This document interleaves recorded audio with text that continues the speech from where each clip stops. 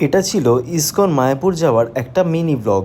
তাই সকাল সকাল আমরা বেরিয়ে পড়েছিলাম ধর্মতলার উদ্দেশ্যে। এখন ইসকন মায়াপুর যাওয়া একেবারেই সহজ হয়ে গেছে, কারণ ধর্মতলা থেকে WBSTC এসি যে ভলভো বাসগুলো আছে সেইগুলোই এখন ভোর ভোর ছাড়ে ইসকন মায়াপুরের উদ্দেশ্যে।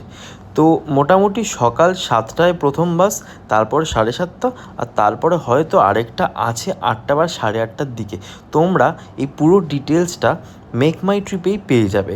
আর এই টিকিটের মূল্য হলো মাত্র 250 রুপিস। মাঝে একবার কৃষ্ণনগরে তো দাঁড়াবে, কিন্তু পুরো জার্নি ডিউরেশন যদি আমাকে জিজ্ঞেস করে তাহলে ওই 4.5 ঘন্টার মতনই লাগছে। আমার মা বাবা সামনে বসে বসে বাইরের নাজারা দেখেই সময়টা পুরোই কাটিয়ে দিল, কিন্তু এদিকে আমার বোন মানে কুম্ভকর্ণ দেখে ওকে ভয় পেয়ে যাবে, মানে এতটাই ঘুমোতে পারে। আর তোমরা জানো কখন তোমরা বুঝবে মায়াপুর পৌঁছে গেছো? এই যে টার্নিংটা আছে না, উফ কি দারুণ লাগে। এখানে যখন ওই ব্যানারটায় লেখা থাকে ওয়েলকাম টু ইসকন মায়াপুর, একটা আলাদাই ফিলিং আসে। আর এই বাসটা সব থেকে বেস্ট ব্যাপার হলো ইসকনের একদম ভেতরে, তোমরা যারা মায়াপুরে রেগুলারলি ভিজিট করো তোমরা জানবে ভেতরে যে বংশী ভবন আছে তার পাশে একটা বড় মাঠ আছে।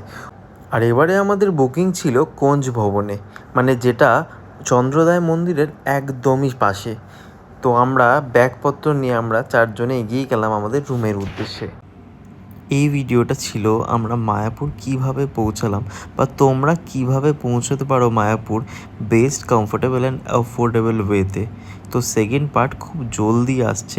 ভিডিওটা ভালো লাগলে প্লিজ ফলো করে দিও। টাটা।